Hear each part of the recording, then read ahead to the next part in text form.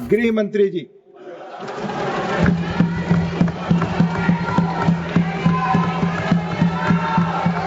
Nothing is going on, God. Please take your seats. Take your seats. Take your seats. No, no. माननीय गृह मंत्री जी को बोलने दो। क्या? Please. माननीय सभापति जी, Please. Please. Please. Please let him speak. Let him speak. No, no. आप अपनी जगह बैठ जाइए, प्लीज। आप please take your seats. Please take your seats. Take your seats. Please take. Nothing is going on. No, no. आप अपनी बात कहेंगे और सरकार का पक्ष नहीं सुनना चाहेंगे। This is not the democratic behave. Please गोला जी बैठिए। प्लीज प्लीज आप सब बैठिए। नहीं, प्लीज प्लीज। मैंने माननीय गृह मंत्री जी को बुलाया बोलने के लिए। प्लीज प्रमोद जी, एक मिनट। पॉइंट ऑफ ऑर्डर क्या है आपको बताएं।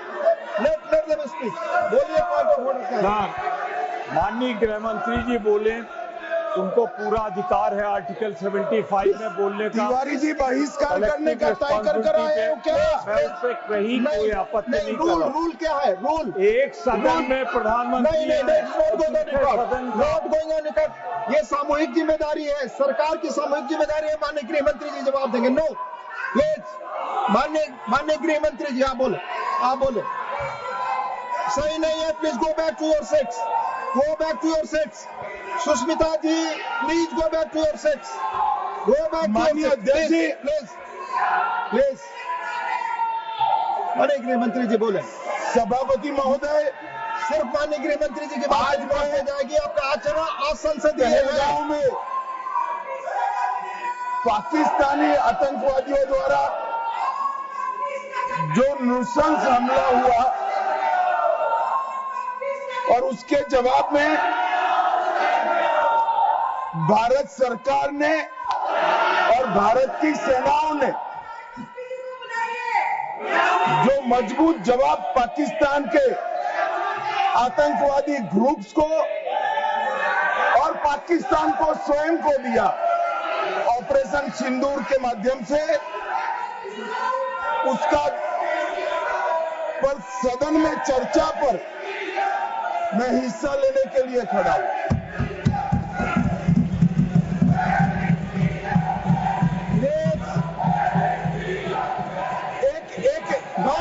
भाई एक मिनट सुनो, एक मिनट प्लीज। मैं आपका जवाब देना चाहता हूँ। प्लीज हाँ यार, एक मिनट सुनो। आप अपनी जगह नहीं कर रहा। प्लीज दिस इज माननीय अध्यक्ष पूछ रहे, पीएम कहा है, इसका जवाब दे रहा हूँ। एक मिनट सुनो भाई, आपकी जो डिमांड है उसी का जवाब दे रहा हूँ। माननीय अध्यक्ष जी, पीएम साहब इनकी ऑफिस में ही है। उनको ज्यादा सुनने का शौक है क्या? भाई मेरे से निपट रहा है, काहे को प्रधानमंत्री जी को बुला रहे हो? और तकलीफ होगी।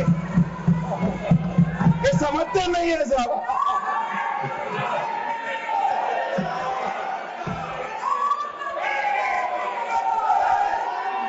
माननीय सभापति जी, सबसे पहले पहलगांव हमले में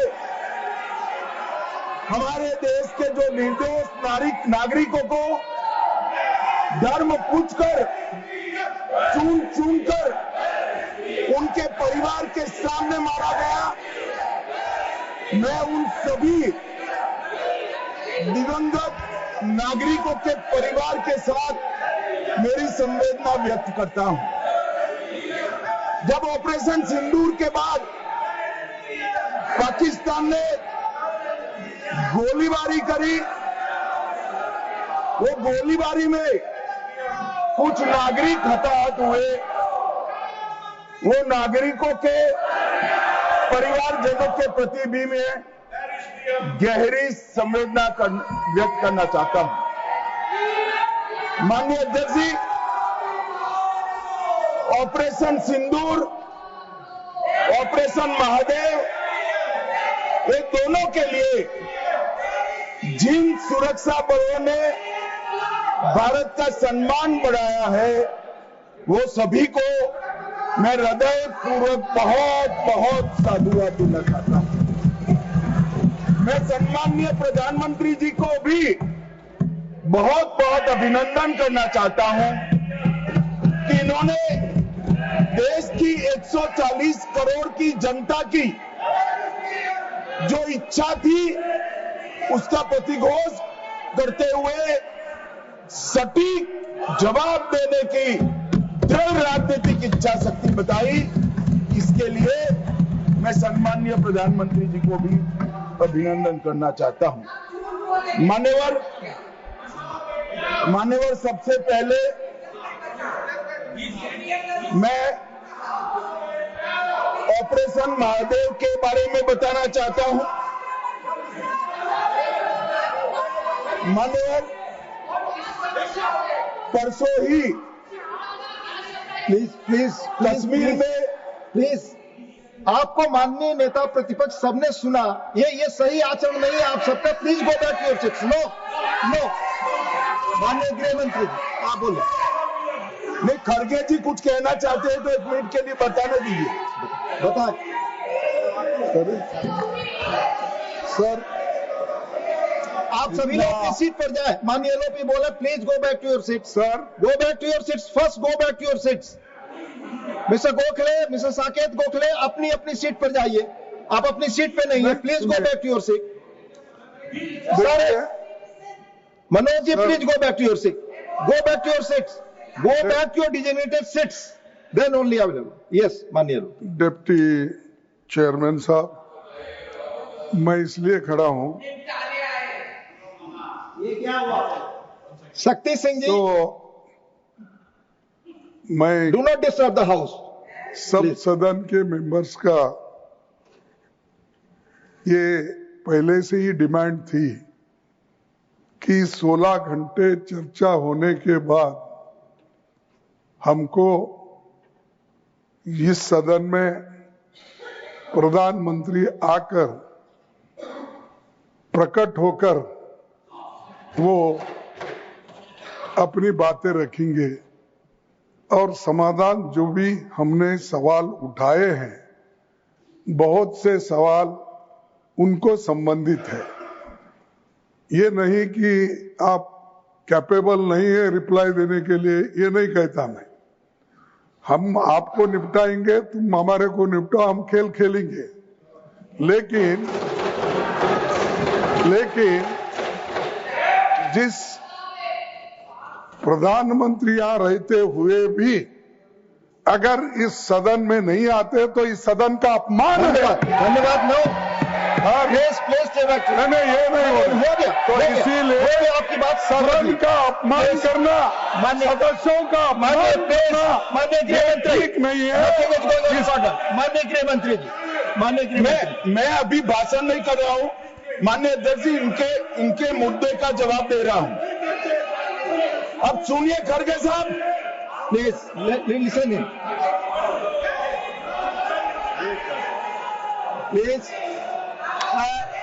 मैं आपको माननीय खड़गे जी, मैं आपको इन्फॉर्म करना चाहूंगा, बीएससी मीटिंग में मैंने ऑलरेडी एक्सप्लेन किया था आपके सदस्यों को कि सरकार की ओर से माननीय कोई मंत्री जवाब दे सकता, ये रूलिंग है, आप फोर्स नहीं कर सकते किसी को। प्लीज माननीय गृह मंत्री जी आप बोले। और मान्यवर खड़गे साहब उठा रहे हैं ज्यादातर महत्वपूर्ण मुद्दों पर कांग्रेस पार्टी खड़गे साहब को बोलने नहीं देती है, पीछे से सारे को खड़े करती है और वो ये मुद्दा उठा रहे हैं।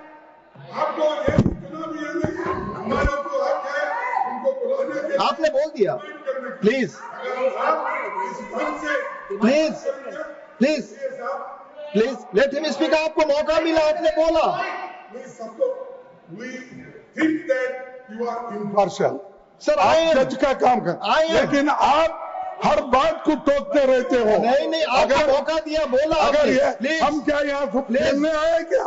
आपने को मौका दिया, आपने बोला हमारे पास मैंने भी बताया कि मैंने और हर मीटिंग में क्या स्पष्ट किया तो था। आपने बात की, प्रधानमंत्री की बात की, इधर आपका स्टेटमेंट इसका काउंटर में लाया हूँ मैं।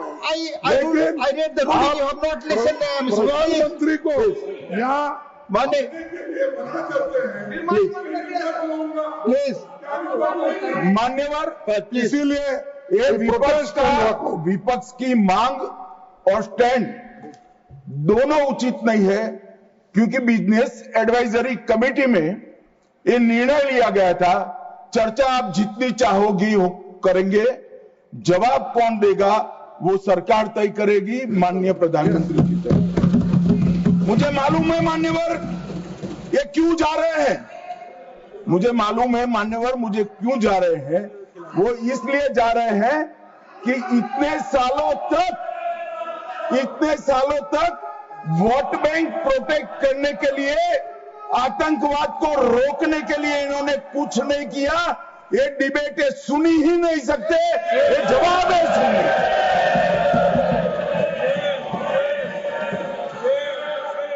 और जब भी ये कह रहे हैं और कोई लीडर ऑपोजिशन होता और बोलता तब तो मैं समझता, खड़गे साहब बोल रहे हैं। ज्यादातर महत्वपूर्ण चर्चाओं में कांग्रेस पार्टी उनके नेता को, लीडर ऑफ ऑपोजिशन को बोलने ही नहीं देती है।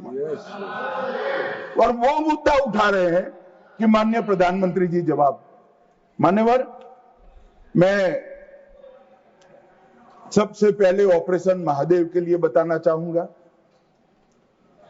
परसों ही बहुत लंबे समय से चल रहे हुए एक ऑपरेशन का अंत आया, और वो ऑपरेशन के तहत 3 आतंकवादी, सुलेमान उर्फे फैजल जट, अफगान और जिब्रान, वो तीनों हमारी सुरक्षा बलों ने इनको मौत के घाट उतार दिया।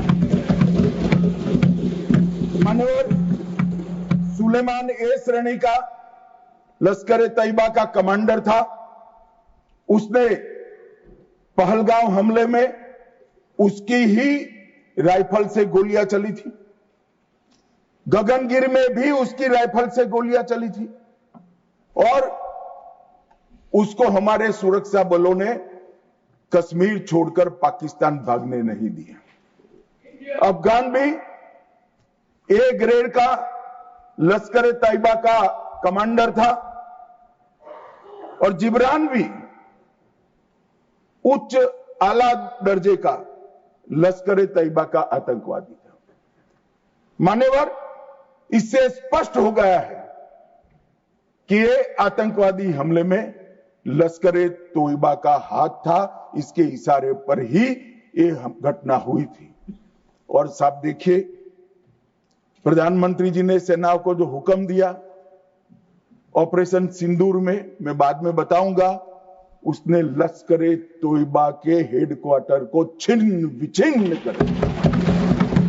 इनको भेजने वाले भी मारे गए, और जिन्होंने गोली चलाई थी वो भी मारे गए। एक प्रकार से ऑपरेशन महादेव और ऑपरेशन सिंदूर दो इकट्ठा होता है तो दुनिया के सभी आतंकवादी हमलों में सबसे सटीक, सख्त और त्वरित जवाब माननीय प्रधानमंत्री के नेतृत्व में भारत के सुरक्षा बलों ने दिया। लश्कर ए तैयबा का आप सभी जानते हैं कि एक प्रतिबंधित संगठन है। कुछ ही समय के बाद इनके एक आउटफिट टीआरएफ ने जिम्मेदारी ली कि हमने ये निर्दोष नागरिकों को मौत के घाट उतारा है। मान्यवर, उसी दिन मैं वहां पहुंच गया था। सुरक्षा रिव्यू की मीटिंग हुई थी, और सुरक्षा रिव्यू की मीटिंग में तय हुआ था कि आप जल्दी से जल्दी इनको पकड़िए, मगर उससे भी जल्दी ये लोग देश छोड़कर पाकिस्तान न भाग जाए इसकी चिंता करिए। इसलिए 100 दिन के बाद भी वो उपलब्ध मिले और मारे गए। मान्यवर, उनके पास से 3 राइफलें बरामद, एक 19 M4 कार्बाइन अमेरिकन राइफल है, और 2 AK-47 राइफल है। जिस दिन पहलगांव में घटना हुई, हमारे निर्दोष नागरिकों को मारा गया, उस दिन वहां से एनआईए ने खाली कारतूसों को कब्जे लिया था। इनके मारे जाने के पहले ही वो खाली कारतूसों का फॉरेंसिक साइंस लेबोरेटरी में एक प्रकार से इसकी जन्म कुंडली निकाली थी कि कौन सी राइफल से चले हैं। और जब ये मारे गए, इनके पास से भी जो राइफलें मिली, फॉरेंसिक साइंस लेबोरेटरी में चंडीगढ़ में रात को फॉरेंसिक टेस्टिंग कर 100% मिलान हुआ है कि इन्हीं 3 राइफलों का उपयोग किया गया था, जिसमें से 44 कारतूस AK-19 M4 के थे और 25 कारतूस AK-47 राइफल के थे। इसलिए अब कोई बहस भी नहीं बची है, कोई शको शुबह भी नहीं बचा है कि इन्होंने मारा था या नहीं था। NIA ने बहुत विगत जांच करी है मान्यवर, लगभग 1055 लोगों के स्टेटमेंट लिए हैं। इसके आधार पर इनके रेखाचित्र भी बनाए गए। उसके बाद ट्रैकिंग करते हुए 2 दिन जिन्होंने इनको आसरा दिया था, वो ढोंक के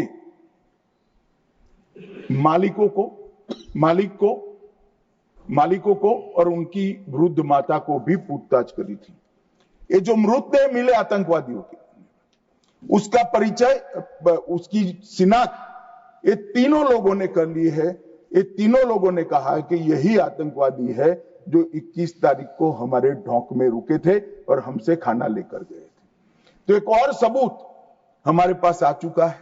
चेहरे का मिलान भी कैमरे के माध्यम से बहुत अच्छे तरीके से संतोषजनक रीत से हुआ है। और ये जो असफल ऑपरेशन हुआ मान्यवर, इसलिए मैं सेना, CRPF, Jammu Kashmir police, NIA के अधिकारी और FSL के विद्वान अधिकारियों को बहुत बहुत साधुवाद देना चाहता हूं। और ये जो ऑपरेशन चला मान्यवर, IB द्वारा 22 मई को, मतलब लगभग 1 माह बाद हमें सूचना मिल गई थी कि ये जगह पे टेररिस्ट लोकेट है। उसके बाद IB और मिलिट्री इंटेलिजेंस ने और शिनाख्त करी और लगभग 22 जुलाई को इनके लोरा सेट को ट्रैक करने का काम समाप्त हुआ। एग्जैक्ट पिन पॉइंटेड लोकेशन को आइडेंटिफाई किया गया और फिर एक मीटिंग 4 पैरा, CRPF और जम्मू कश्मीर पुलिस तीनों के अफसरों की हुई और स्ट्राइक किया गया। तीनों आतंकवादी मारे गए हैं। कोइंसिडेंट देखिए मान्यवर, देश भर से मुझे बहुत SMS आए थे, विशेषकर जो मारे गए थे उनके परिजनों का, कि इनके सर में गोली मारिएगा, जब भी मारे तब। तीनों के एनकाउंटर के वक्त तीनों के सर में ही गोली लगा है मान्यवर। एक कोइंसिडेंट मान्यवर, आज ये मारे गए 2 दिन पहले, अब बैठे नहीं हैं। चिदंबरम साहब को बैठना चाहिए था। उन्होंने सवेरे मेरे इस्तीफे की मांग के साथ एक प्रश्न उठाया कि भारत सरकार ने ऑपरेशन सिंदूर करा। ऑपरेशन सिंदूर इसलिए कहा कि ये पाकिस्तानी आतंकवादी थे, और पाकिस्तानी आतंकवादी थे इसका आपके पास सबूत क्या है? वो पूरी दुनिया में ऑपरेशन सिंदूर के जस्टिफिकेशन को चैलेंज कर रहे थे। मैं आज इस सदन के माध्यम से श्री चिदंबरम को पूछना चाहता हूं, आप किसको बचाना चाहते थे?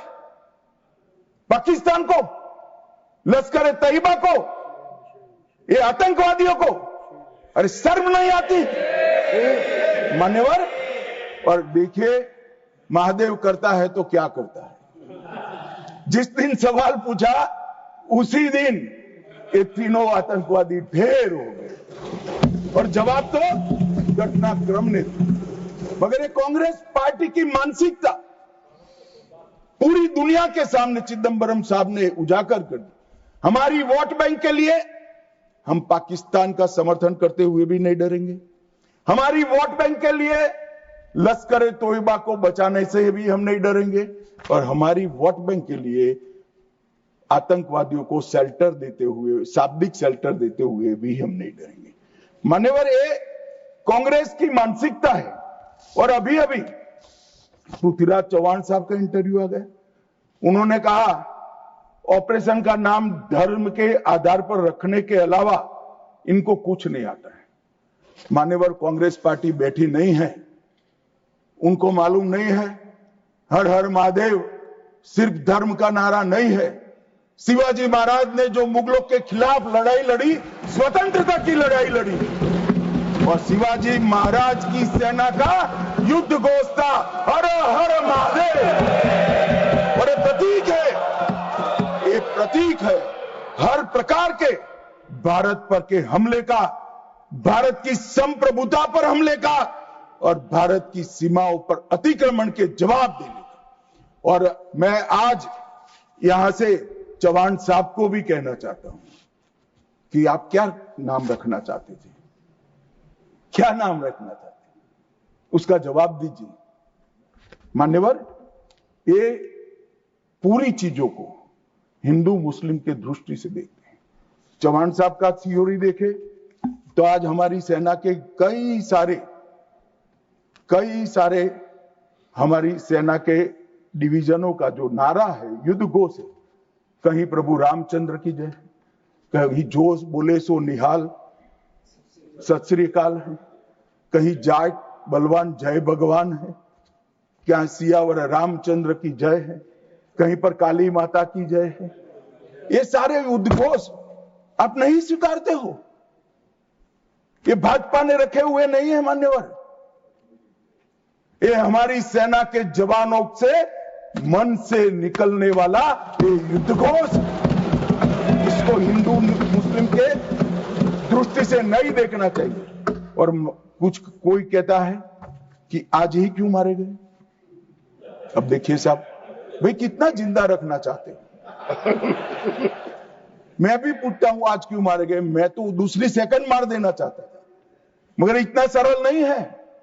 जिन ऊंचाइयों पर छुपे हैं, जिस प्रकार की निर्जन जगहों पे 22 दिन तक सीआरपीएफ सेना और जम्मू कश्मीर की पुलिस ड्रोन से भेजे हुए खाना खाकर इतनी कठिन परिस्थिति में इनका पीछा कर मारा है, और आप मुहूर्त पूछ रहे हो क्योंकि क्यों नहीं मानना है आज? क्योंकि आज राहुल गांधी का भाषण था। इस तरह से नहीं चलता है मान्यवर। पूरे देश की जनता कांग्रेस पार्टी को देख रही है। इनकी प्रायोरिटी देश की सुरक्षा नहीं है, राजनीति है। उनकी प्रायोरिटी आतंकवाद को समाप्त करना नहीं है, अपनी वोट बैंक है। उनकी प्रायोरिटी हमारी सीमा की सुरक्षा नहीं है, उनका सेक्युलर और अपीसमेंट का पॉलिटिक्स है मान्यवर। मगर हम इससे इत्तेफाक नहीं रखते हैं मान्यवर। आज मैं ऑपरेशन सिंदूर के बारे में भी बताना चाहता हूं। 22 अप्रैल को हमला हुआ। 22 अप्रैल को ही मेरी प्रधानमंत्री जी से बात हुई। वो विदेश थे। लगभग 2-2:30 बजे के सुमार पे बात हुई। मैं शाम होने से पहले ही श्रीनगर पहुंच गया था। दूसरे दिन सुबह सुरक्षा बैठक उसी रात को कर दूसरे दिन सुबह जहां मृतदेह थे वहां जाकर उनको श्रद्धांजलि देने के लिए गया। मान्यवरों, मेरे जीवन का ऐसा दिन है जो मैं कभी नहीं भूल सकता। एक 6 दिन की शादी, एक बच्ची ने, जिसकी शादी को 6 दिन हुए हैं, वो विधवा होकर हमें पूछती थी कब इसका बदला लिया जाएगा। मान्यवर, सब लोग शुद्ध थे, ना पानी पिया था, ना चाय पी थी, ना पीने की स्थिति थी। मैं मेरे जीवन में वो दृश्य नहीं भूल। आज भी वो दृश्य आ जाता है तो नींद से खड़ा हो जाए, इस प्रकार की वेदना होती है मान्यवर। ऐसा जघन्य अपराध कभी नहीं हुआ। धर्म के नाम पर पूछकर चुन कर इनके परिजनों के सामने मरे, छोटी बच्चियां, छोटे बच्चे, वृद्ध मां, उनकी पत्नियां, उनकी बहनें, इस सब के सामने मारा गया। और क्यों मारा गया? क्योंकि वो संदेश देना चाहते थे कि टेररिज्म से मुक्त हम कश्मीर को नहीं होने। मैं आज इस सदन से उनको संदेश देना चाहता हूं, जितना हो सके उतना प्रयास करना। कश्मीर आतंकवाद से मुक्त होकर रहेगा और होकर ये नरेंद्र मोदी का संकल्प। मान्यवर, 23 अप्रैल को, इसके पहले कल भाषण में कहा, वहां पर आज भी बोले, मैं बैठा था, कि 24 अप्रैल को मोदी जी चुनावी सभा करने गए। हमारे साथी ने जवाब दिया इनका, परंतु मान्यवर, मैं सदन का रिकॉर्ड क्लियर हो इसलिए मोदी जी वो सभा में क्या बोले थे वो कहना चाहता हूं। मोदी जी ने 24 अप्रैल को बिहार की जनसभा में जो कहा था वो चुनावी सभा नहीं थी। इस देश के प्रधानमंत्री की जिम्मेदारी है कि देश की जनता की भावनाओं को दुनिया के सामने ढंग से रखे। मैं कोट अनकोट उनके भाषण को पढ़ता हूं। मैंने 22 अप्रैल को पहलगांव का यह हमला केवल निहत्थे पर्यटकों पर नहीं बल्कि पूरे भारत की आत्मा पर हुआ एक दुस्साहसपूर्ण प्रहार है। आतंकवाद के प्रति दृढ़ और कड़ा रुख, आतंकवादियों और इस हमले की साजिश रचने वालों की कल्पना से भी बढ़कर उनको बड़ी सजा दी जाएगी। आतंकियों के बीच बची खुची जितनी भी भूमि है उसको मिट्टी में मिलाने का समय आ गया। 140 करोड़ भारतीय इस बात के लिए एकजुट है कि आतंक के आकाओं की कमर तोड़ दी जाएगी। भारत हर एक आतंकवादी और उनकी समर्थकों की पहचान करेगा, उनका पता लगाएगा, उनको दंडित करेगा। आतंकवाद कभी भी भारत की आत्मा को तोड़ नहीं पाएगा। न्याय सुनिश्चित करने के हर प्रयास किए जाएंगे। और आज मैं मोदी जी को बहुत बहुत साधुवाद देता हूं उनकी दूरदर्शी। उनका बोला हुआ एक एक शब्द आज सच हुआ है। उन्होंने कहा था आतंकवादियों की बची खुची जमीन मिला दे, मिट्टी में मिला देंगे। साहब, उनके ट्रेनिंग के बाद मिट्टी में मिले हैं, इनके हेडक्वार्टर मिले हैं, उनके लॉन्च पैड भी मिट्टी में मिलकर जमीन दोस्त। उन्होंने कहा कि इनके आकाओं को नहीं छोड़ेंगे। मैं बाद में लिस्ट पढ़ता हूं। इनको भेजने वालों को भी हमारी सेनाओं ने मिट्टी में मिला दिया। उन्होंने कहा आतंकवादियों को भी नहीं छोड़े। ऑपरेशन महादेव ने वो तीनों आतंकवादियों को समाप्त कर दिया। मान्यवर, एक प्रकार से मोदी जी ने कहा हुआ वाक्य, हमारी सेना, हमारी वायुसेना, हमारी जल सेना और सभी पैरामिलिट्री फोर्स और जम्मू कश्मीर पुलिस ने उसको अपना कर्म का रास्ता बना दिया और कठोर दंड देने का काम किया है। मान्यवर, 23 अप्रैल को ही एक सीसीएस की मीटिंग बुलाई गई। सीसीएस की मीटिंग में कठोर संदेश देने का काम न केवल पाकिस्तान को, पूरी दुनिया को, कि भारत की सीमा और भारत की सेना, भारत के नागरिक और भारत की संप्रभुता इसके साथ खिलवाड़ नहीं करते, वरना परिणाम भुगतने पड़ते हैं। मानव उन्होंने तय किया सीसीएस की बैठक में 1960 की जवाहरलाल नेहरू के द्वारा की गई एक तरफा पाकिस्तान के फायदे वाली सिंधु जल संधि को तत्काल प्रभाव से रोक लिया। मान्यवर, ऐतिहासिक फैसला है। हम सब वर्षों से मानते थे कि हिंदू जल संधि एक तरफा है, हमारा पानी 80% वहां नहीं जा सकता। मान्यवर, वहां तक कि वहां से गाद निकालने की भी परमिशन, उनकी कैनाल बनाने के पैसे भी भारत ने भेजे। और मान्यवर, ये पानी पर अधिकार है भारत के किसानों। कश्मीर, पंजाब, हरियाणा, राजस्थान और दिल्ली का पीने का पानी अब कुछ ही समय में सिंधु के माध्यम से राजस्थान तक पहुंचेगा। एकीकृत जांच चौकी अटारी की जो चल रही थी उसको हमने बंद कर दिया। सार्क वीजा समाप्त कर दिया। 24 घंटे में सारे पाकिस्तानी नागरिकों को हमने वापस भेजना शुरू कर दिया।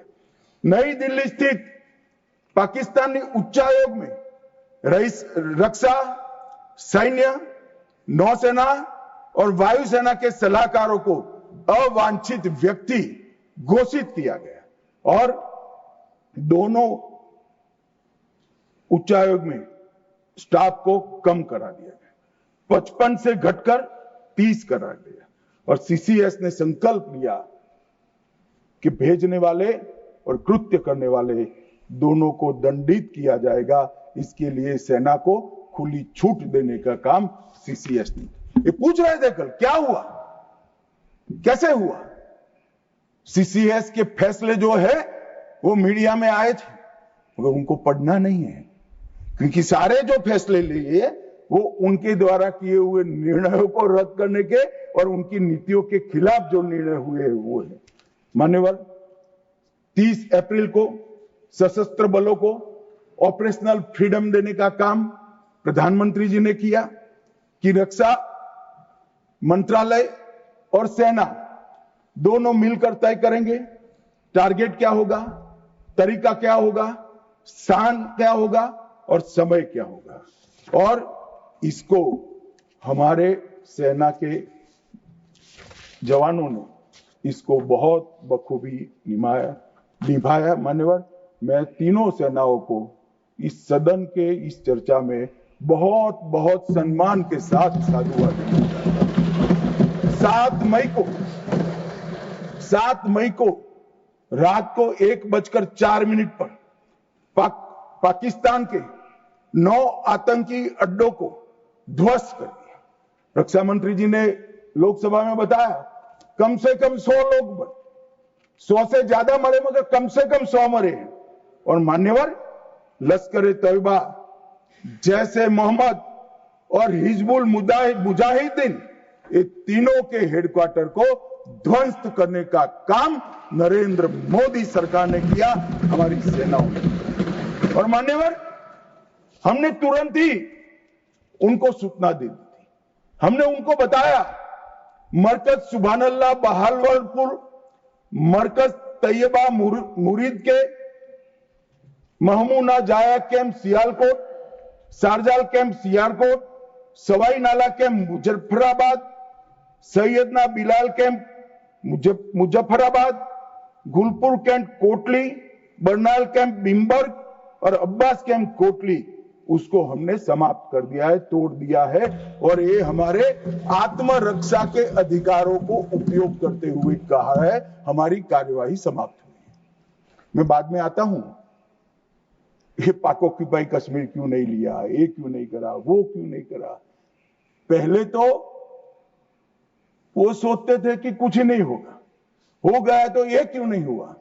मैं कांग्रेस पार्टी को कहना चाहता हूं, पाक ऑक्यूपाई कश्मीर आपने दिया था मगर लेने का काम भारतीय जनता पार्टी की सरकार ही करेगी और कोई नहीं। मान्यवर, हमने तो हमला किया था आतंकवादी अड्डों पर, उनके हेडक्वार्टर पर, उनके संगठनों पर, उनके ट्रेनिंग कैंप पर, उनके लॉन्चिंग पैड पर, और हमारे आतंकवाद के ऊपर ये हमले को पाकिस्तान अपने पर का हमला समझ बैठा। और उन्होंने 8 मई को अपने रिहायशी इलाकों पर गोलीबारी, हमारे सेना के इंस्टॉलेशन पर मिसाइल शो, ड्रोन फेंक, कोई पहुंच नहीं पाया। मगर नदी की सीमा में गोलीबारी से निर्दोष नागरिक जो घूम रहे थे वो हताहत हुए। मान्यवर, फिर भी भारत ने संयम रखा। उन्होंने गुरुद्वारा तोड़ा, हम कुछ नहीं बोले। उन्होंने मंदिर तोड़ा, कुछ नहीं बोले। भारत ने तय कर लिया कि हम इसका जवाब उनकी रक्षा की क्षमता को क्षीण करने के लिए, कम करने के लिए करें। और इसलिए 9 मई को भारत की सेना ने 11 एयरबेस को ध्वस्त कर दिया, इनके डिफेंस इंस्टॉलेशन और airbase. 8 airbase Nur Khan, Murid, Sargodha, Rafiqui, Rahim Yar Khan, Jacobabad, Sukkur, Bholari, 6 radar system Sukkur, Lahore, Arifwala, Chunian, Jacobabad और नयाचौर, और surface to air guided missiles की सिस्टम लाहौर और ओकारा की। पाकिस्तान ने हमले के बाद मान्यवर लड़ने की स्थिति में ही नहीं था। ये पूछ रहे हैं किसके कहने पर समाधान हुआ, किसके कहने पर समाधान हुआ, किसी के कहने पर समाधान नहीं हुआ। पाकिस्तान घुटनों के बल हमारे डीजीएमओ को फोन किया कि भाई बंद करो। पहले से हमारा मकसद युद्ध का नहीं था, ना पाकिस्तान के अवाम को हम नुकसान करना चाहते थे। मोदी जी ने तुरंत कहा कि अगर पाकिस्तान रोकता है तो रोक लीजिए, और इसको भी राहुल गांधी आगे बढ़ा रहे हैं और पूछ रहे हैं। कुछ लोगों ने आशंका की कि कौन मरा वहां। मानवर, उनको मालूम नहीं है। उनके समय में जो जघन्य आपराधिक घटनाएं हुई, आतंकवादी घटनाएं हुई, वो घटना को घटाने वाले आतंकवादी हमें पूछते थे। मुझे तो कई लोगों ने पूछा कि भाई 90 दिन हुए क्या हुआ, 95 दिन हुए क्या हुआ, रोज 5 फोन आते। मगर उनके समय में जो बड़ी बड़ी आतंकवादी वारदातें हुई थी, मुंबई 10 ब्लास्ट से लेकर मुंबई पर हमले की, उसके आरोपी आतंकवादी हमारे ऑपरेशन सिंदूर में मारे गए। मान्यवर, ऑपरेशन हाफिज मोहम्मद जमील जैसे मोहम्मद का प्रमुख, मौलाना मसूद का बड़ा बहनोई, मुदस्सर खादियान मरकज तैयबा का प्रभारी, मोहम्मद हमजा जमील जैम और ऑपरेटिव मसूद अजहर का भतीजा, मोहम्मद यूनुस अजहर जैसे मोहम्मद का अमीर, मोहम्मद हसन खान जैम ऑपरेटिव, मोहम्मद हसन वो गंभीर रूप से घायल हुए हैं, जैम का वास्तविक प्रमुख अब्दुल मलिक, खालिद अबू अक्स और नोमान मलिक, ये सारे इतने घायल हुए हैं कि अब कुछ कर नहीं सकते। मान्यवर, ये जो हमला हुआ वो उन्होंने इनके दिल पर हमला किया है, आतंकवाद के दिल पर पहली बार प्रहार किया है। मान्यवर, पहले भी हमने सर्जिकल स्ट्राइक करी, एयर स्ट्राइक करी। एक प्रकार से सर्जिकल स्ट्राइक और एयर स्ट्राइक दोनों पाक ऑक्यूपाई कश्मीर में थी। मेरे जैसे लोग तो मानते हैं कि हमारी भूमि पर ही हमने हमला किया था, क्योंकि पाक ऑक्यूपाई कश्मीर इस सदन के द्वारा स्वीकारा हुआ संकल्प है कि पाक ऑक्यूपाई कश्मीर भारत का है। मगर पहली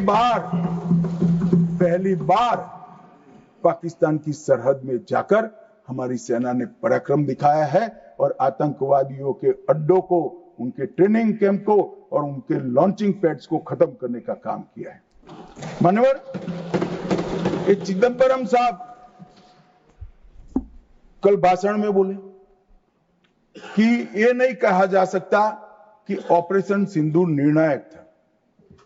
चिदंबरम साहब यहां है नहीं, मगर मैं उनको जवाब देना जरूर चाहता हूं कि चिदंबरम साहब, अगर 65 की लड़ाई निर्णायक थी क्या, तो फिर टेररिज्म क्यों फैला? 71 की लड़ाई निर्णायक थी क्या, तो टेररिज्म क्यों फैला?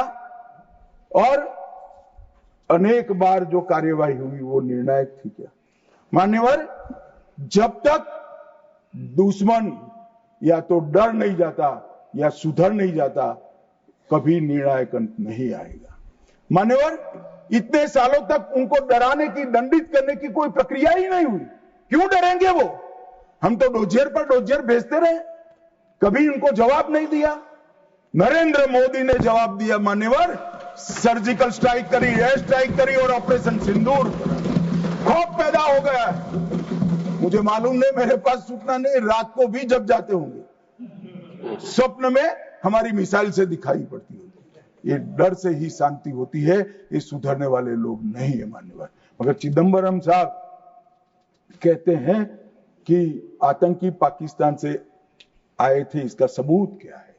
चिदंबरम साहब, सबूत तो हमारी एजेंसियों ने ढूंढ लिया। अब आप क्या बोले थे, इस पर क्या बोलना चाहते? मान्यवर, इनके चिदंबरम जी के कार्यकाल में ही अफजल गुरी की फांसी जब तक वो गृह मंत्री नहीं गए नहीं हुई। मान्यवर, बंबई का हमला, बंबई के हमले के बाद आज ये दिग्विजय सिंह चले गए हैं, उन्होंने कहा है तो आरएसएस ने कराया था। मान्यवर, ये क्या बोल रहे हैं? किसके लिए बोल रहे हैं? किसको बचा रहे हैं? क्या कहना चाहते हैं? और हिंदू टेरर का सगुफा किसने छोड़ा? मैं आज दुनिया के सामने, देश की जनता के सामने गर्व से कहता हूं कि हिंदू कभी टेररिस्ट नहीं हो सकता। हम कभी टेररिस्ट नहीं हो सकते। क्या कहना चाहते हैं? फर्जी टाइप के केस बनाए, एक भी केस अदालत में नहीं टिका। देशभक्त संगठनों पर आरोप लगाए आपने, सिर्फ आपकी छिछोरी राजनीति के लिए, क्षुल्लक फायदे के लिए। और फिर क्या कर लिया? फिर भी हार गए। हारे तो ना। और अब हर रोज कह रहे हैं कि आप हमेशा है नहीं, आप हमेशा नहीं रहेंगे, आप हमेशा का तो मुझे मालूम नहीं साहब। मैं 61 का हुआ हूं, 14 से 30 साल तक भारतीय जनता पार्टी की ही सरकार रहने वाली है। मैं चिदंबरम साहब को कहना चाहता हूं, आप डाल दो, भारतीय जनता पार्टी की सरकार में जी 30 साल तक भारतीय जनता पार्टी की सरकार रहेगी। मान्यवर, मैं 2015 में बोला था, हमारी उड़ीसा कार्यकारिणी में, भुवनेश्वर कार्यकारिणी में। अब ये 5 साल गिन लो तो 15 तो हो ही गए और 15 भी हो जाएंगे। मान्यवर, भारतीय सेना के लिए कभी भी इन्होंने तैयारियां नहीं की। चीन के कई जवानों ने चीन की लड़ाई के बाद लिखा, हमारे पास बंदूक छोड़िए, कारतूस छोड़िए, नमक, चीनी और माचिस भी उपलब्ध नहीं थी। घनघोर ठंड में पहनने के लिए हमारे लिए ठंड के कपड़े भी नहीं थे।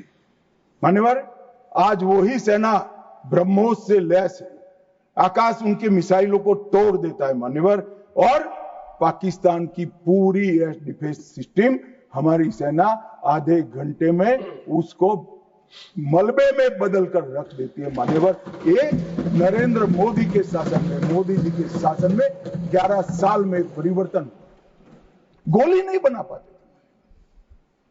मैं बाद में बताता हूं, लाखों करोड़ों का सामान हम बना रहे हैं, विदेश में भेज रहे हैं, एक्सपोर्ट कर रहे हैं। हमारी सेना का काफी सारा कई सारी चीजें हमने ब्लैकलिस्ट कर दी, इंपोर्ट नहीं कर सकते। और R&D के लिए एक बहुत बड़ा इकोसिस्टम बनाने का काम देश के प्रधानमंत्री नरेंद्र मोदी ने किया है।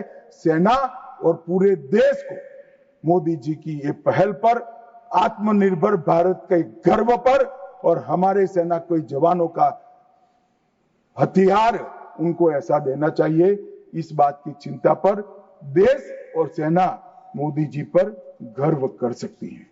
मान्यवर, हमने जो नमक, चीनी और माचिस नहीं थी, ऐसी सेना से 11 साल में 22 मिनट में ही आतंकवादियों का काम तमाम कर देने वाली, तकनीक से सज्ज, वीर, सटीक इंफॉर्मेशन वाली और बताए हुए लक्ष्यों को पूरा करने वाली सेना का मान्यवर निर्माण किया है। मान्यवर, ये हमला, कल्पना कर लीजिए, कांग्रेस के राज में हुआ होता तो क्या होता। अभी तो भाजपा सरकार है, एनडीए सरकार है, मोदी जी प्रधानमंत्री हैं, तीनों ने क्लीन चिट देने में 100 दिन लगा दिए। अगर कांग्रेस की सरकार होती तो पाकिस्तान को तुरंत क्लीन चिट मिल जाएगा।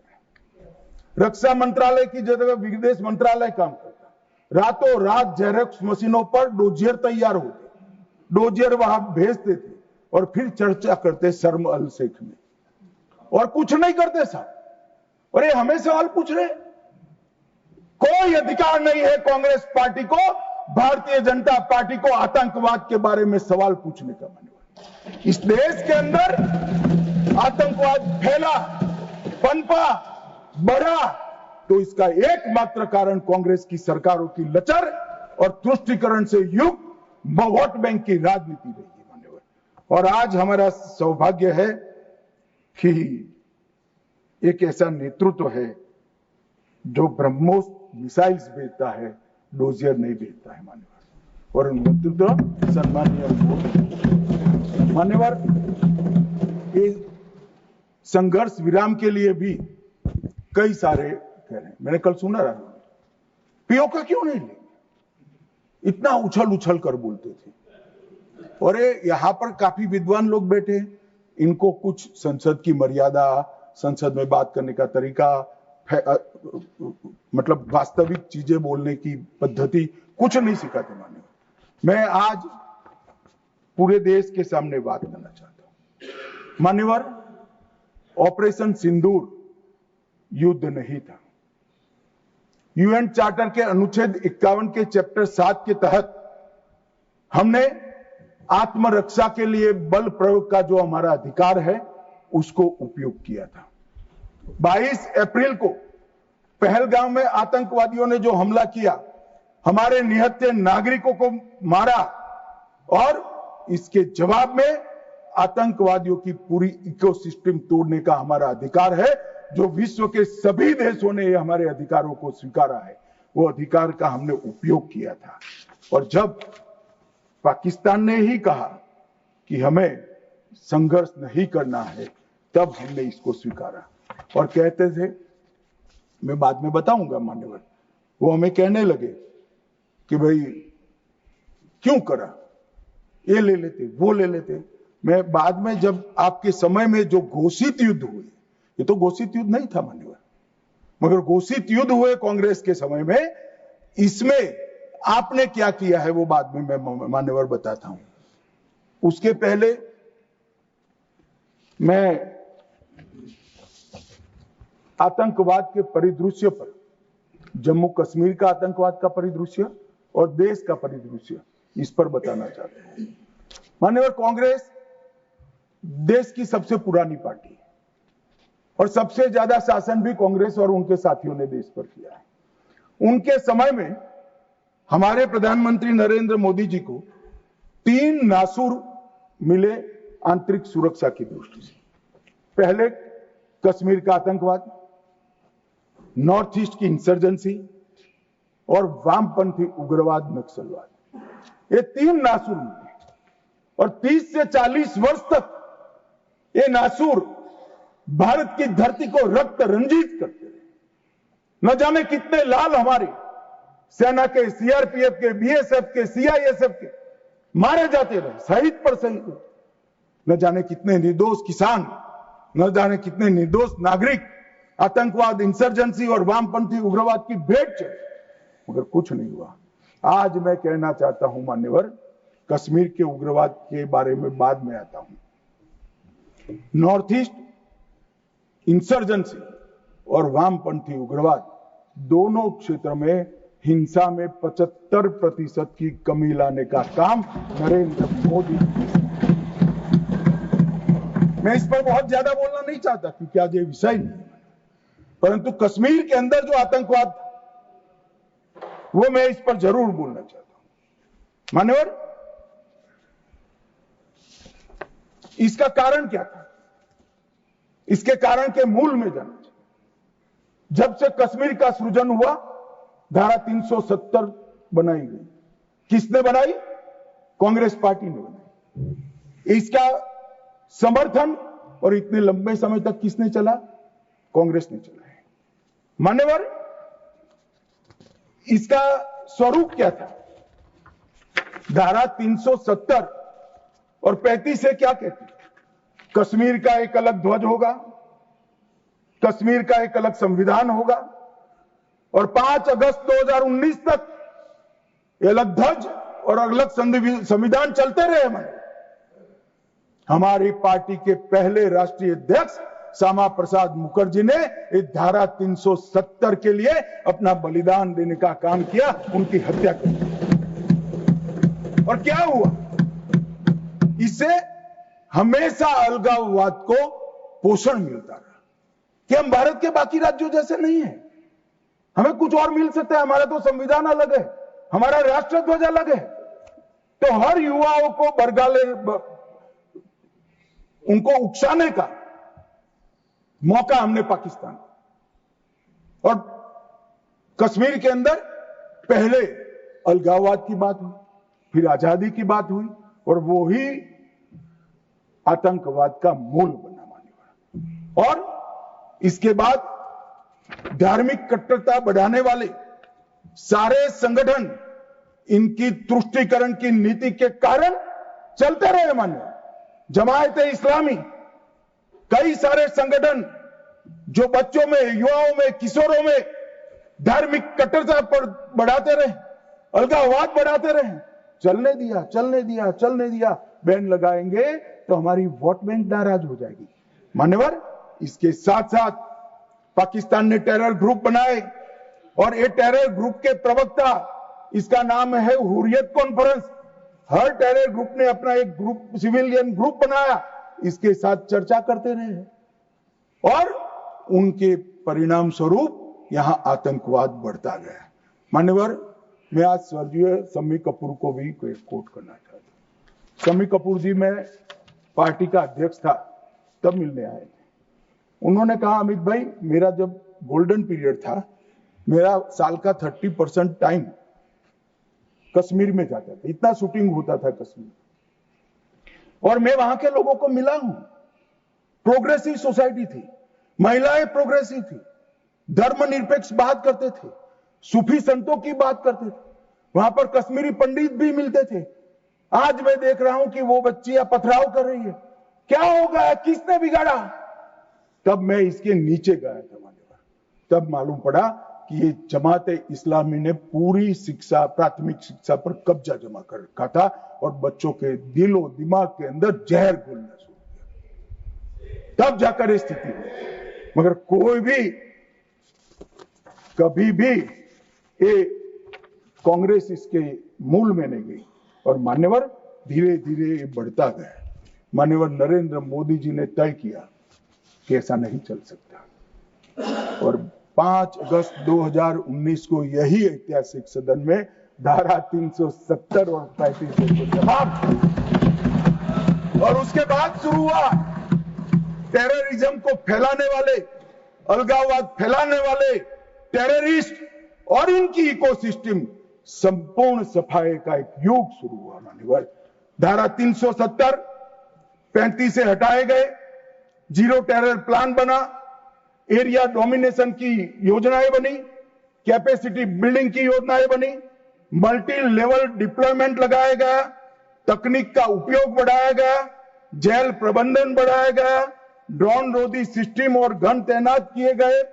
मान्यवर, हम सब ने देखा, देश की जनता ने देखा, कई आतंकवादी मारे गए, 10-10 हजार के जनाजे निकले। मान्यवर, हमने कठोर निर्णय लिया, आतंक में लिप्त किसी भी व्यक्ति का जनाजा नहीं निकलेगा, जहां मरेंगे वही दफना दिया।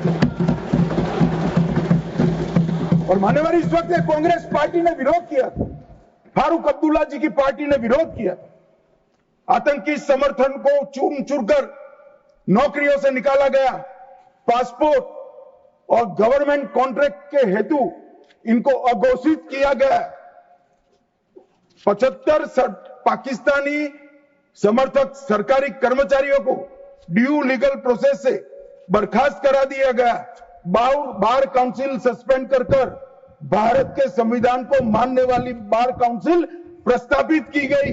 यूएपीए अदालतों की स्थापना हुई, और लगभग मई 22 से लेकर मई 25 तक 2267 प्रकरण यूएपीए के दर्ज हुए। इनकी पूरी टेरर फाइनेंस की इकोसिस्टम को ध्वंस किया।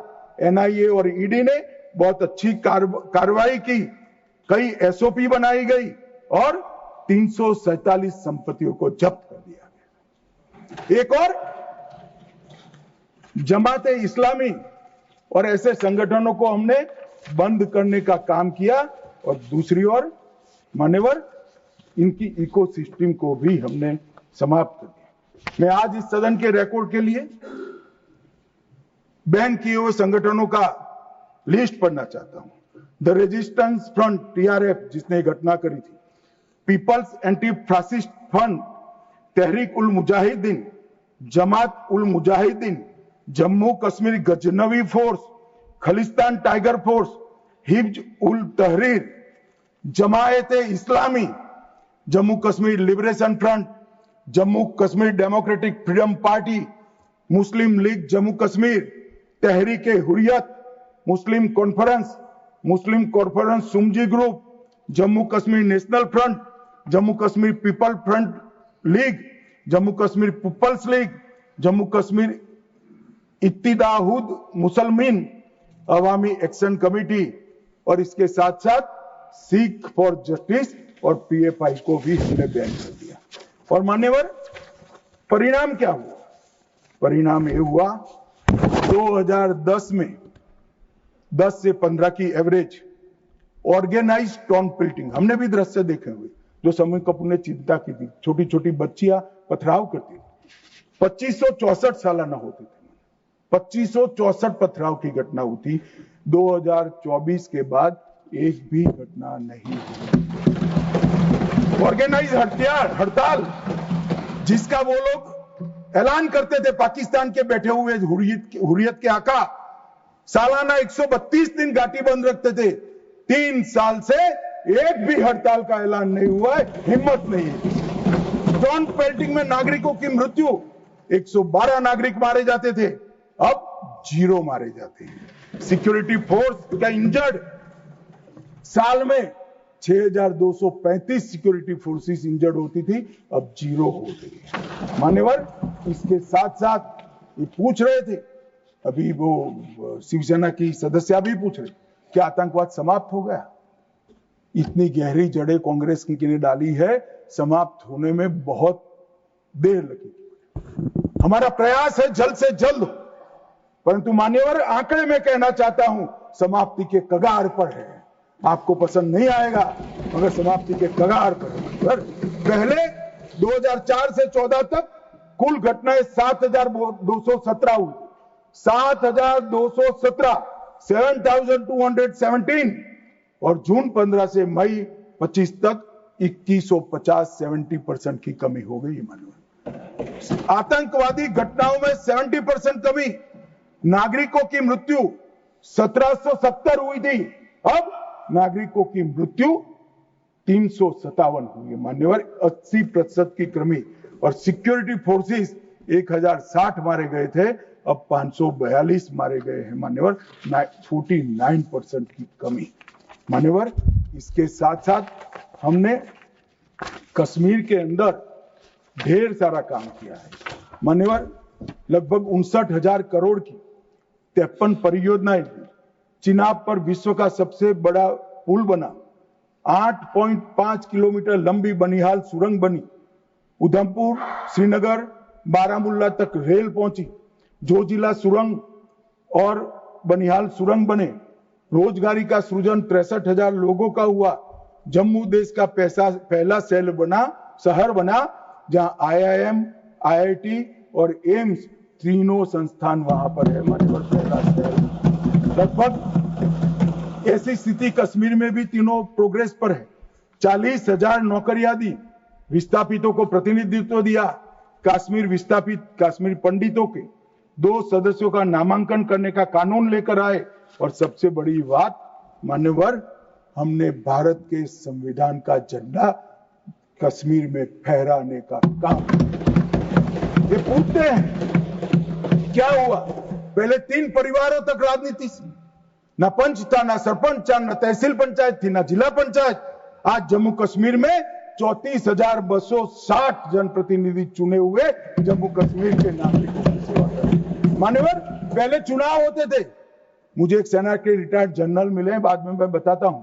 उन्होंने कहा, अमित भाई, हमारा काम तो मुख्य सुरक्षा का नहीं था, वो तो भगवान भरोसे, सबसे बड़ा काम फर्जी वोटिंग करना कराते थी प्रशासन। हम इनकार करते थे, कई लोगों को मेमो दिए गए, फिर भी हम अड़े रहते थे। 3%, 4% वोटिंग होती थी। आज नरेंद्र मोदी के शासन में जिला पंचायत के चुनाव में 98.3%, जनरल इलेक्शन में अब तक का सबसे ज्यादा वोटिंग आजादी से। ये बताता है वहां लोकतंत्र प्रस्थापित हो रहा है मान्यवर। और 63% हुआ और 1000 करोड़ से रुपये से ज्यादा पैसा पंचायतों को सीधा देने का काम किया। मगर मान्यवर क्यों हुआ, मैं आज पूरे सदन को बताना चाहता हूं। मैं भी इस बात को कभी उजागर नहीं किया, मगर मुझे लगता है मौका भी है और दस्तूर भी है। जब से प्रधानमंत्री जी प्रधानमंत्री की कुर्सी संभाले तब से उनके दिलो दिमाग पर कश्मीर की शांति का भूत था। अहरनिश सुधर। मान्यवर 2015 में पार्टी का अध्यक्ष बना। मोदी जी ने मुझे जनरल सिन्हा के घर पर भेजा। जनरल सिन्हा जो कई साल तक कश्मीर में सेवा की, नॉर्थ ईस्ट में भी सेवा की, एनसीआर में रहते थे। मैं 3 दिन उनके घर पर बैठा, उन्होंने पूरी डिटेल बताई। फिर कश्मीर से जुड़े हुए 25 लोगों की अलग अलग सूची दी। इनके साथ मैंने घंटों चर्चा की थी और मोदी जी ने भी अनेक लोगों को बुलाकर चर्चा की। अगर मोदी जी करते हैं वो बताते नहीं, मगर मुझे कुछ तो मालूम है क्योंकि काफी सरपंच को मिले थे। इनकी मिनट्स मेरे पास आई थी। पार्टी की दृष्टि से युवाओं से मिले थे, धार्मिक नेताओं से मिले थे, जम्मू के लोगों को मिले, घाटी के लोगों को मिले और नेशनल कॉन्फ्रेंस के एमपीओ को भी मिले थे। और ढेर सारा मंथन 2014 से चलता था। वो मंथन अंत में कश्मीर के अंदर आज मैं विश्वास के साथ कह रहा हूं साहब, आतंकवाद समाप्ति के कगार पर है। आतंकवाद समाप्ति के कगार पर। एक जमाना था कि पाकिस्तान को आतंकवादी पाकिस्तान से भेजने ही नहीं पड़ते, हमारे कश्मीर के युवा हाथ में हथियार उठा लेते। मगर आज मैं 6 माह का रिकॉर्ड इस सदन को बताता हूं। 6 माह में आतंकवादी संगठनों में एक भी कश्मीरी युवा की भर्ती नहीं हुई है और जो मारे जा रहे हैं वो सारे पाकिस्तान। क्योंकि जम्मू कश्मीर के अवाम ने मोदी जी की नीतियों को स्वीकारा है। पहले कभी नहीं हुआ सर कि आतंकवादी कोई बड़ा कृत्य करते थे, घाटी में इसका विरोध होता है। मैं आज घाटी की जनता को, जम्मू की जनता को बहुत बहुत साधुवाद देना चाहता हूं। एक भी गांव ऐसा नहीं था घाटी का जहां ये पहलगाम हमले का विरोध नहीं। और जब तिरंगा घर पर फहराने की बात होती है, जिनके बच्चे आतंकवाद की भेंट चढ़ गए वो मां बाप भी तिरंगा फहराते हैं। और मान्यवर आतंकवाद पर तो कांग्रेस को बोलने का अधिकार ही नहीं। मान्यवर मैं आज सदन के सामने डिटेल रखना चाहता हूं। अटल जी की सरकार ने निर्णय किया था कि आतंकवाद को समाप्त करें। काफी मंथन हुआ। मंथन के बाद तय हुआ कि मजबूत कानूनी संरचना खड़ी करनी पड़ेगी जिससे इनको सजा कराई। कानूनी संरचना खड़ी करने के लिए पोटा का कानून लाना, एक कांग्रेस पार्टी ने विरोध किया। मैं आज वो है नहीं, मगर पूछना चाहता हूं पोटा का कानून का विरोध किसको बचाने के लिए किया था? खैर उन्होंने तो विरोध किया, राज्यसभा में गिर गया। अटल जी का संकल्प मजबूत था, भाजपा का संकल्प मजबूत था। पोटा कानून संयुक्त सेशन में पारित कर दिया गया और पोटा का कानून आया, इसका अमल शुरू। मान्यवर एक कांग्रेस पार्टी ने इसके एक घोषणा पत्र में लिखा कि हम पहली कैबिनेट में पोटा का कानून रद्द कर देंगे। अब मैं तो कई बार ऐसा सोच ही नहीं सकता, तो मुझे लगा ये झूठ मूठ का वादा कर रहे। और मान्यवर देखिए पहली कैबिनेट में ही इन्होंने पोटा के कानून को रद्द कर दिया। और कांग्रेस टेररिस्ट की बात करी, टेररिज्म की बात करी। आप तो उसका पोषण करने वाली पार्टी हो। मान्यवर इसके बाद क्या हुआ? 2005 में रामलल्ला के टेंट पर हमला हुआ। मंदिर उस वक्त नहीं बना था। मुंबई लोकल ट्रेन में 7 धमाके हुए, 187 लोग मारे गए। डोडा में हमले हुए, 34 हिंदू मारे गए। हैदराबाद में धमाके हुए, 44 लोग मारे गए। 2005 रामलल्ला का टेंट, 2006 मुंबई ट्रेन, डोडा 2006, 2007 2 बम धमाके हैदराबाद में, 44 लोग मारे गए। 7 यूपी में धमाके हुए, 13 लोग मारे गए। 8 रामपुर सीआरपीएफ कैंप पर हमला हुआ 2008, आर्मी के काफिले पर हमला हुआ, 10 नागरिक मारे गए 2008, आतंकी हमला हुआ 246 लोग मारे गए 2008, जयपुर में 8 बम धमाके 2008, अहमदाबाद में 21 बम धमाके 2008, दिल्ली में 5 बम धमाके 2010, जर्मन बेकरी बम धमाका 2010, वाराणसी में बम धमाका 2011, मुंबई में बम धमाका, 3 लोग मारे गए। एक भी वर्ष खाली नहीं गए मन में। और हमें पूछ रहे कि आपने क्या किया? 100 दिन तक पूछते ही रहे, कहां गए, क्या किया, क्या किया, क्या किया। अब मुझे बताओ भाई, 2005 से शुरू कर 2011 तक आपने क्या किया? कांग्रेस पार्टी ने क्या किया? कौन से कानून लाए, कौन से कदम उठाए, और कब जाकर पाकिस्तान पर सर्जिकल स्ट्राइक, एयर स्ट्राइक और ऑपरेशन सिंदूर का आपने प्रयोग किया? जवाब कांग्रेस पार्टी को, देश की जनता को देना पड़ेगा।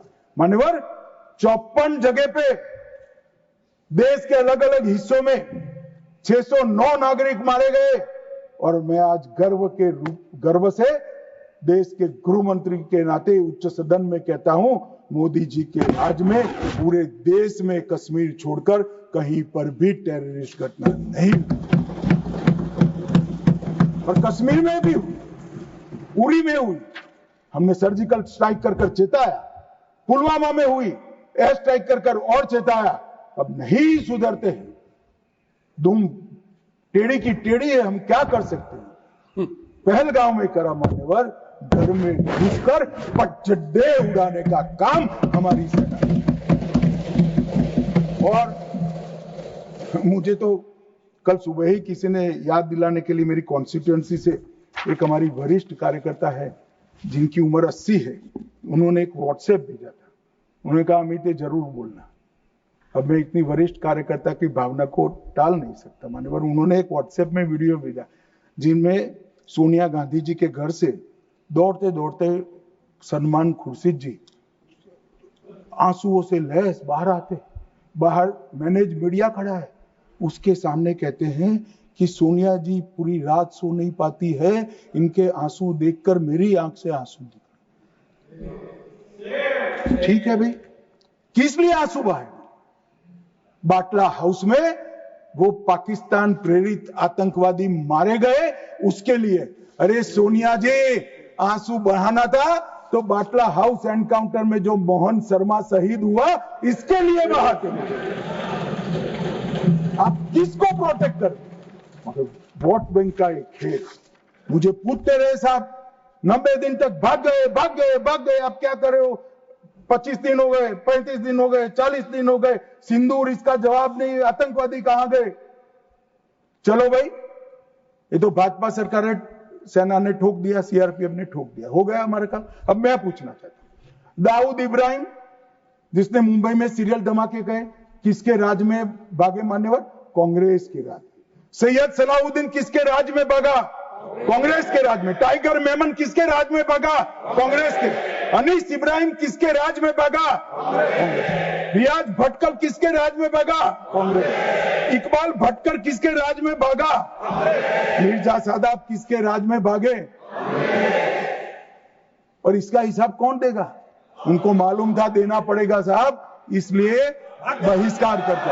वो स्वयं भागे, आतंकवादियों को भगाया और वो भी भाग गए। और हमने मान्यवर 11 साल में यूएपीए में 2019 में अमेंडमेंट किया। इसके तहत, अमेंडमेंट के तहत 57 लोगों को आतंकवादी घोषित किया है। एनआईए का अमेंडमेंट किया, देश के बाहर जांच करने के हमने अधिकार लिए। एनएसए का हमने सख्त उपयोग किया, 370 को बैन किया, निरस्त कर दिया, पीएफआई को बैन किया, मैक को मजबूत किया, आईसीजेएस का हमने स्थापना किया, नफीस का स्थापना किया, पीएमएलए से टेरर फाइनेंसिंग को रोक दिया और नेट ग्रिड से माध्यम से पूरे देश के आतंकी संगठनों को एक कंप्यूटर की क्लिक पर लाकर रख दिया। मान्यवर, हमने पूरी इकोसिस्टम तैयार करी। और मान्यवर, ये जो कह रहे हैं कल पूछ रहे थे कैसे आते हैं मान्यवर, मैं फिर से कहना चाहता हूं कि इतनी कठिन सरहद, कई जगह सुरंगें बनाते हैं और बना सकते हैं मान्यवर, इसको रोकने के हम तकनीकी उपाय कर रहे हैं, कुछ समय में ही हो जाएगा। मगर कुछ नाले ऐसे हैं मान्यवर, वहां इतना बहाव होता है, वहां कोई चौकी नहीं लग सकती, चौकी बह जाए, वो घुस रहे हैं। मगर उन्होंने क्या स्टैंड लिया? राहुल गांधी ने कहा, जब 2011 में हमला हुआ, उन्होंने कहा सभी आतंकी हमलों को रोकना संभव नहीं है। जवाहरलाल नेहरू ने कहा घुसपैठियों को कोई रोक ही नहीं सकता। मैं मानता हूं कि अभी भी पाकिस्तान कुछ आतंकी हमले कर पा रहा है, अभी भी कुछ घुसपैठ होती है, काफी कम हुआ है मान्यवर। मैं जिम्मेदारी के साथ बोलने वाला आदमी, देश की जनता सुन रही है, काफी कुछ कम हुआ है, मगर हम कभी ऐसे हथियार नहीं डालते। मैं आज सदन के सामने कहना चाहता हूं, घुसपैठ और आतंकवादी घटनाओं को समाप्त करने के लिए नरेंद्र मोदी सरकार कृत निश्चयी, दृढ़ता के साथ हमारा मान्यवर। कल राहुल गांधी जी का मैंने स्टेटमेंट सुना, चीन के लिए प्रधानमंत्री क्यों नहीं बोलते, चीन के लिए नहीं बोलते, चीन के लिए नहीं बोलते। अब ये उनके सीनियर लोग हैं, उनका कोई ट्यूशन व्यूशन भी नहीं रखते मान्यवर, कैसे बोलना चाहिए, क्या बोलना चाहिए, कुछ बोलते ही रहते। मगर आपने जब चीन की लड़ाई समाप्त हुई तब क्या किया था? चीन की लड़ाई समाप्त हुई तब हमारा 38,000 वर्ग किलोमीटर हिस्सा चीन को, अक्साई चीन का देने का काम कांग्रेस पार्टी और आपके नाना जवाहरलाल नेहरू ने किया था मान्यवर। 1955 में देश में बहुत कम लोग जानते, और ये पूछ रहे हैं कि कल मुझे कहने लगे झूठ बोल रहे हैं, मैं आज चीज भी लेकर आया। मैं selected works of Jawaharlal Nehru series volume 29 पृष्ठ 231 पढ़ रहा हूं, जो नेहरू जी ने स्वयं संकलन करा। इसके लेखक जवाहरलाल नेहरू स्वयं है। अनौपचारिक रूप से संयुक्त राज्य अमेरिका की ओर से सुझाव दिया गया कि चीन को संयुक्त राष्ट्र से तो संबंध किया जाए, यूएन में उसको मेंबरशिप दी जाए, परंतु उसको सुरक्षा परिषद में नहीं, और उसकी जगह भारत को देना चाहिए। साहब, कोई भी देश का प्रधानमंत्री होता, धन्यवाद करता और भारत सुरक्षा परिषद में मेंबर बन जाता। आज मोदी जी जो प्रयास करते थे, करने की जरूरत भी नहीं पड़ती, हमारे पास भी वीटो होता। परंतु इन्होंने क्या कहा, हम स्वीकार नहीं कर सकते। चीन जैसे महान देश को सुरक्षा परिषद में नहीं रखते हैं तो सुरक्षा परिषद के मायने ही नहीं रहते। ये मान्यवर कांग्रेस का चरित्र। कल हमें सवाल पूछे थे, और चलो नाना तो बहुत दूर की बात है, इन्होंने मान्यवर एक प्रकार से चीन के बारे में राजीव गांधी फाउंडेशन, जिसकी चेयरपर्सन उनकी माताजी थी, उससे एमओयू किया, चीन से पैसा लिया, हमने एफसीआरए का लाइसेंस यही बिना पर कानूनी तरीके से राजीव गांधी फाउंडेशन का एफसीआरए का लाइसेंस कैंसिल कर दिया। क्या राहुल गांधी देश की जनता को एक प्रेस कॉन्फ्रेंस कर बता सकते हैं कि चीन के साथ क्या एमओयू हुआ था?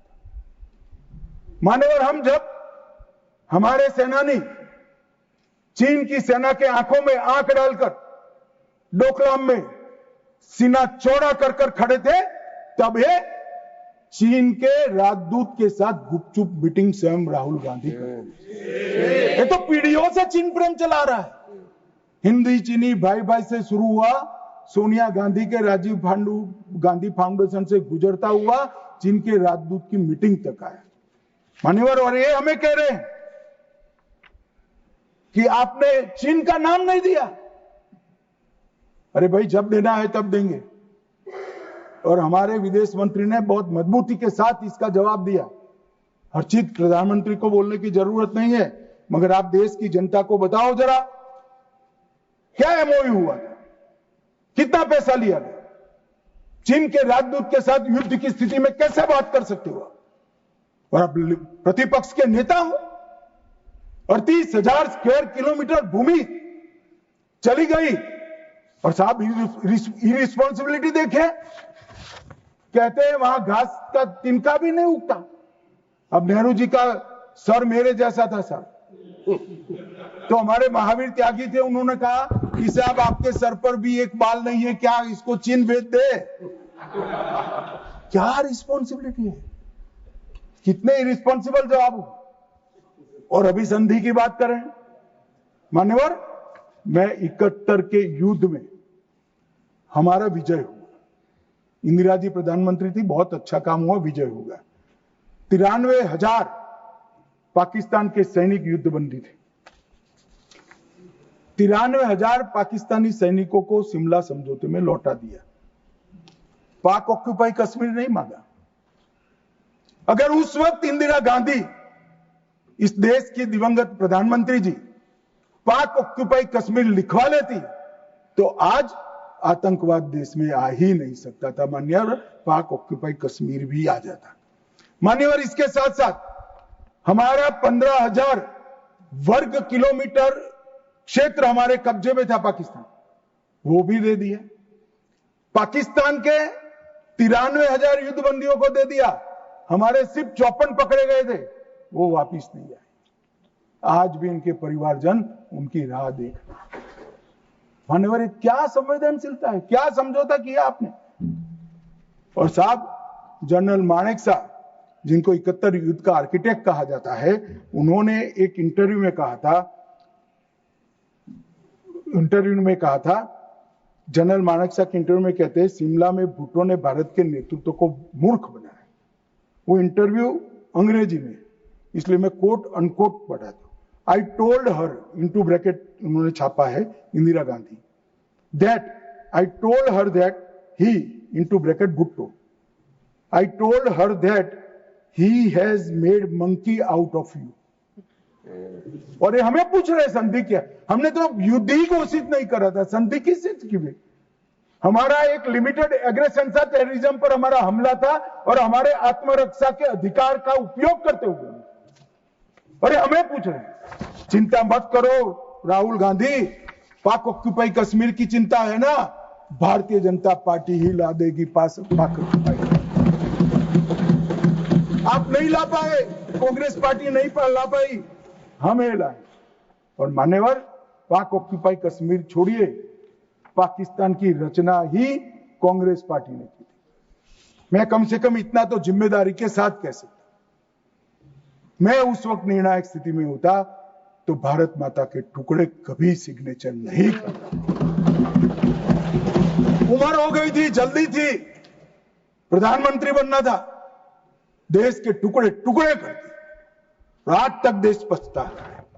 मान्यवर, आतंकवाद के मुद्दों पर अंतरराष्ट्रीय मंचों में हमारी देश की फजीहत कर, मुंबई अटैक के बाद शर्म अल शेख सम्मेलन हुआ, जिसको पूरी दुनिया की डिप्लोमेसी में बलूचिस्तान ब्लंडर के नाम से जानते हैं। उसमें प्रस्ताव किया कि दोनों देश आतंकवाद के शिकार हैं। अब भला दुनिया में कोई पाकिस्तान को आतंकवाद का शिकार कह सकता है क्या? लोग हमारे मरे हैं, जवान हमारे मरे हैं, और आपने उनको पाकिस्तान को सर्टिफिकेट दे दिया मान्यवर। और भारत पाकिस्तान के आधिकारिक बयान में भी बलूचिस्तान का जिक्र किया। इनका आंतरिक मामला था, हमारा कोई लेन देन नहीं है। बलूचिस्तान में जो घटनाएं हो रही, मनमोहन सिंह स्वीकार कर आए, और उसके बाद में उन्होंने कहा कि टेरर की घटना और वार्ता, उसके बीच में कोई रिलेशनशिप। भगवान भला करे, देश की जनता का नरेंद्र मोदी को प्रधानमंत्री बनाया, वो चीज को नरेंद्र मोदी ने समाप्त कर दी। जब तक टेररिज्म नहीं रुकता है, वार्ता नहीं हो सकती। मान्यवर, आज ये लोग जो बोल रहे हैं, विदेश नीति पर सवाल उठा रहे हैं, मैं उनको कहना चाहता हूं कि मोदी जी को G20 कई सारे देशों को मिला है। राजीव गांधी फाउंडेशन में एक स्टडी करा दो, हर देश में हुआ G20 और भारत में हुआ G20। हर देश की राजधानी में जाता है। मोदी जी G20 को हर राज्य में ले गए। हमारी संस्कृति, हमारी क्षमताएं, हमारा पावर, हमारा लोकतंत्र पूरी दुनिया के सामने रखने का काम नरेंद्र मोदी ने किया और पूरी दुनिया स्वीकार कर रही है कि पूरे अब तक के G20 सम्मेलन में सबसे सफल G20 सम्मेलन है। और मान्यवर, इसीलिए पूरी दुनिया में कई सारे राष्ट्राध्यक्ष है। मान्यवर, किसी भी देश के राष्ट्राध्यक्ष को 27 देशों का सर्वोच्च नागरिक सम्मान और ये विदेश नीति की बात है। 27 देश अपने सर्वोच्च नागरिक सम्मान से नरेंद्र मोदी को सम्मानित करते हैं। भाई साहब, ये सम्मान नरेंद्र मोदी जी का नहीं है, भारत के प्रधानमंत्री का है, भारत की 140 मोदी जी ने देश को सम्मान दिला है, देश की 140 करोड़ जनता को गौरवान्वित किया है। तो मोदी जी का नेतृत्व जो है मन भावुक नहीं है। भावुक नेतृत्व होता है वो रोने भी लगता है, कई बार शकम भी हो जाता है। मोदी जी का नेतृत्व संवेदनशील भी है, निर्णायक भी है और दृढ़ भी है। मैंने देखा है कोरोना 370 ऑपरेशन सिंदूर ये सारा छोड़ दो, कोरोना में मैंने देखा है इससे बड़ी आफत इस सहस्त्राब्दी में भारत पर नहीं आई। अड़ीग होकर अपने रास्ते पर चलते रहे और जब कोरोना समाप्त हुआ पूरी दुनिया ने कहा सबसे अच्छा प्रबंधन भारत ने किया। और उसका कारण जब ढूंढा गया, मैं भी स्टडी करने वाले कुछ लोगों को मिला था मान्यवर, जब कारण पूछा गया, स्टडी किया गया, तो सबने कहा कि पूरे विश्व में कोरोना के सामने सरकारें लड़ती थी, हमारे यहाँ प्रधानमंत्री, भारत सरकार, राज्य सरकार और 140 करोड़ लोग एक साथ कोरोना के सामने लड़ते थे। मजाक उड़ाते, घंटी बजाने से कोरोना चला जाएगा, दिया जलाने से चला जाएगा, कर्फ्यू करने से अपने आप चला जाएगा। उनको मालूम नहीं था जनता के मन में जागरूकता लाते थे। और जब, मुझे तो ठीक याद है, मोदी जी ने टीम गठित की टीका बनाने के लिए, तब जयराम रमेश जी, नाम मत लीजिए, रिकॉर्ड पर मत लीजिएगा, तब कांग्रेस वाले इनका मजाक करते थे कि भारत टीका बना लेगा। मान्यवर, सबसे पहले टीका बनाने वाले देशों में भारत है और इसी के कारण हम बचे थे। मान्यवर, 11 साल में समग्र दुनिया ने भारत की क्षमता को स्वीकारा है। भारत 11वें नंबर से चौथी सबसे बड़ी अर्थव्यवस्था बना। जीडीपी हमारा 4.19 ट्रिलियन हो, $1 ट्रिलियन की डिजिटल अर्थव्यवस्था बनी। प्रति व्यक्ति आय, जयराम रमेश जी हमेशा पूछा करते हैं, निर्मला जी बताती भी नहीं है, 68,572 से बढ़कर 1,33,488। मान्यवर, राष्ट्रीय राजमार्ग का नेटवर्क 60% बढ़ा, 159 ऑपरेशनल एयरपोर्ट है, 31 लेकर मोदी जी ने इनिंग शुरू करा था, अभी समाप्त नहीं हुआ। 136 वंदे भारत ट्रेन है, 1500 ट्रेन अमृत स्टेशन योजना के तहत विकसित हो रहे हैं। 97% से अधिक भारतीय रेल का विद्युतीकरण हो चुका है। भारत दुनिया का सबसे बड़ा मोबाइल फोन उत्पादक देश बनने के कगार पर है। भारत तीसरा सबसे बड़ा स्टार्टअप इकोसिस्टम बन चुका है। मोदी सरकार में 118 यूनिकॉर्न बने। रक्षा क्षेत्र में हमारा उत्पादन 1.27 लाख करोड़ हुआ और निर्यात 21,000 करोड़ हुआ। विश्व का सबसे बड़ा पुल भारत में है, विश्व का सबसे लंबा पुल भारत में है। देश का सबसे लंबी अटल सेतु भारत में बनी। भारत का पहला वर्टिकल लिफ्ट रेल पुल मोदी जी के समय में हुआ और सबसे बड़ा NH भी मोदी जी के समय में बना। और सबसे बड़ी उपलब्धि कई पीढ़ियों से गरीबी जिनको डस रही थी मान्यवर, 60 करोड़ लोगों को घर में बिजली, गैस, शौचालय, शुद्ध पीने का पानी, 5 किलो अनाज और 5 लाख तक का इलाज देने का काम। ये नहीं समझ रहे। आपकी जो इच्छा हो मैं मान्यवर एनालिसिस के साथ इस सदन में जिम्मेदारी के पूर्वक कहना चाहता हूं, जब भी भारत की आजादी का इतिहास 25 साल के बाद शताब्दी के वर्ष लिखा जाएगा, ये मोदी एरा स्वर्ण अक्षरों से लिखा जाएगा, किसी ने समझा। और मान्यवर कई सारे चीजें जो भारत के स्वाभिमान से साथ जुड़ी थी, हमारे इतिहास के साथ, हमारी संस्कृति के सम्मान के साथ, वो सारी चीजों को इन्होंने 75 साल तक लटका कर रखा। मैं आज एक लिस्ट पढ़ना चाहता हूं। अचीवमेंट जो हुए, आर्थिक विकास हुआ है, प्रजा का आत्मगौरव उड़ा है। आर्टिकल 370 को हमने हटा दिया, 3 तलाक समाप्त कर दिया, यूसीसी शुरू हो चुका है, राम मंदिर का निर्माण अयोध्या में रंग चंग के साथ हो गया, न्यू एजुकेशन पॉलिसी में मातृभाषा में शिक्षा पर हमने बल दिया, काशी, उज्जैन, शारदा पीठ, करतारपुर कॉरिडोर बनाए, राजपथ का नाम बदलकर कर्तव्य पथ रख दिया, योग को वैश्विक पहचान दिलाई, नया नौसिक सैनिक चिन्ह वीर छत्रपति शिवाजी महाराज के निशाने पर रखा, संसद के अंदर सेंगोल की स्थापना की, राष्ट्रीय युद्ध स्मारक का स्वदेशी निर्माण किया, अंडमान और निकोबार द्वीप समूह के नाम बदलकर सुभाष बाबू और परमवीर चक्र विजेता बने हुए हमारे सेनानियों पे एक साथ रखे। और इसके साथ साथ कई सारी उपलब्धियां ये एरा में हुई। मान्यवर सबसे बड़ी उपलब्धि है 2047 में मुझे एक विदेशी पत्रकार ने कहा, मैं लंबा बैठा था, मैं उनकी थॉट प्रोसेस को जानना चाहता।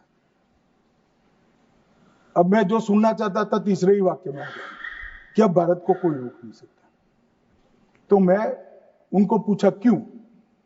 उन्होंने कहा अब तक भारत ने अपना लक्ष्य ही तय नहीं किया था, कैसे अचीव करता। मैंने बोला अब क्या हुआ? कि अब मोदी जी ने तय कर दिया कि जब 100 साल का भारत होगा, आजादी के 100 साल होंगे, तब विश्व में हर एक क्षेत्र में हम नंबर 1 पर होंगे और महान भारत।